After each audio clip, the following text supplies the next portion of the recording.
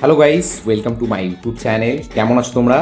তো এখন আমরা কথা বলবো হচ্ছে ধুরন্ধর 2কে নিয়ে। ইয়েস, আপনারা কি জানেন যে ধুরন্ধর 2 কিন্তু ধুরন্ধর 2 এর প্রোডাকশন হাউস মানে যারা হচ্ছে B62 প্রোডাকশন হাউস, তারা কিন্তু কেস খেয়েছে। ইয়েস, কেন কেস খেয়েছে? ধুরন্ধর পার্ট 1 এবং পার্ট 2 এতে আমরা জানি যে মিউজিকের খুব একটা দারুণ অবদান আছে। মানে মিউজিকটা এই ফিল্মটাকে বেশি বুস্ট দিয়েছে, কারণ এই ফিল্মের মিউজিক অসাধারণ ছিল। এই ফিল্মের মিউজিক চার্টবাস্টার ছিল এবং পুরনো অনেক গানকে রিমিক্স করা হয়েছে এই ফিল্মটাতে।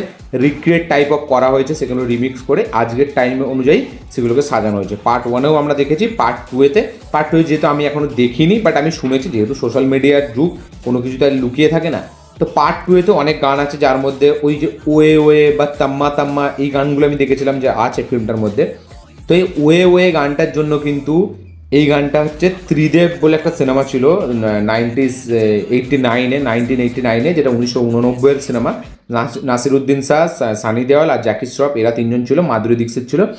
ওই ফিল্মটা যে প্রোডাকশন হাউস, যেটা হচ্ছে যেটার নাম হচ্ছে ত্রিমূর্তি ফিল্মস, তাদের তারা কিন্তু কেস করেছে এই B62 এর ওপর, মানে ধুরন্ধর 2 এর প্রোডাকশন হাউসের ওপর, কারণ তারা এই গানটাকে ব্যবহার করেছে বিনা পারমিশনে। ইয়েস, এরকমই তাদের মানে তাদের অভিযোগ যে B62 মানে ধুরন্ধরের প্রোডাকশন টিম, মানে ধুরন্ধর, হ্যাঁ সঠিক, প্রোডাকশন টিম, তারা এই গানটাকে না বলে তাদের এতে ব্যবহার করা হয়েছে, যার কারণে কিন্তু তারা এতে মামলা করেছে, অভিযোগ করেছে। এবং এখন ধুরন্ধর 2 বলা যায় কাইন্ড অফ এই গানটার জন্য কেস খেয়ে আছে, এই গানটাকে রিক্রিয়েট করার জন্য। এবার এটা তারা কি শর্ট আউট করবে কি না হবে সেটা তো পরের কথা, বাট এখনও কিন্তু এখন এই সময় কিন্তু ধুরন্ধর পার্ট 2 সেই সিনেমাটা কিন্তু একটা কাইন্ড অফ একটা কেস খেয়ে আছে এই গানটাকে ইউজ করার জন্য, কারণ এই ত্রিদেব মুভির প্রডিউসার, তার মানে প্রোডাকশন কোম্পানি, তারা এখানে কেস ফাইল করেছে আমাদের এই ধুরন্ধর 2 এর এগেনস্টে এই গানটাকে ব্যবহার করার জন্য। ইয়েস, এবং এই গানটা 1989 খুবই পপুলার একটা গান এই ত্রিদেব মুভির, এই গানটা ওয়ে ওয়ে।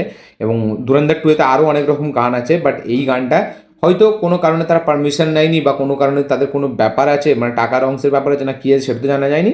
বাট এখন পর্যন্ত ধুরন্ধর 2-কে কিন্তু এরা ধুরন্ধর 2 এর এই প্রোডাকশন হাউসের ওপর এরা কিন্তু কেস করেছে এই গানটাকে ব্যবহার করার জন্য বিনা পারমিশন। ইয়েস, এরকমই লেটেস্ট রিপোর্ট উঠে এসছে।